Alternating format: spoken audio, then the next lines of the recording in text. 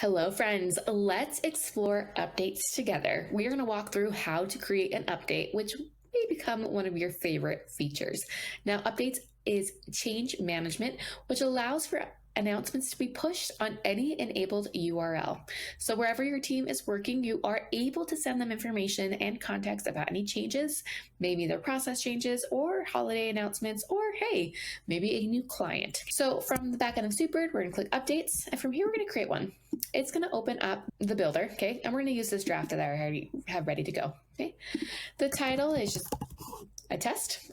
We can do a display type. It can either be a pop-up module or a banner, okay? Pop-up module is going to look like this. And the banner is going to look like this across the bottom. Complete. All right, it automatically puts whoever is creating the update as a sent by, but you can make them generic to say like, hey, this is sent by the marketing team.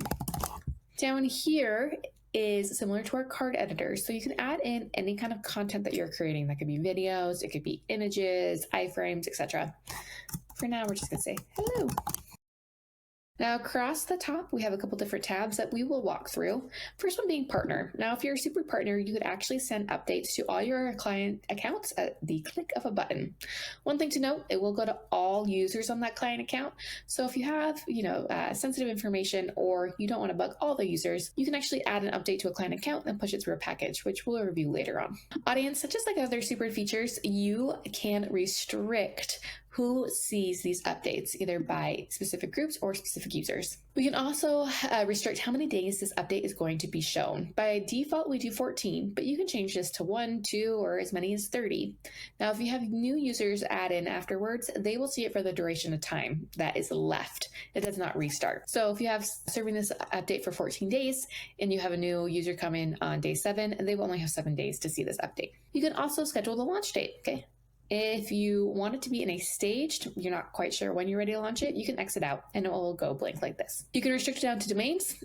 I only want this to show on LinkedIn or HubSpot, or you can restrict it down to paths. Media. This is where you can start to have some fun with what your update is going to look like and how you want your user to complete the update. So a normal update will just say complete. So when they see it, they hit complete, and that's what you'll be able to track. You can also connect a card.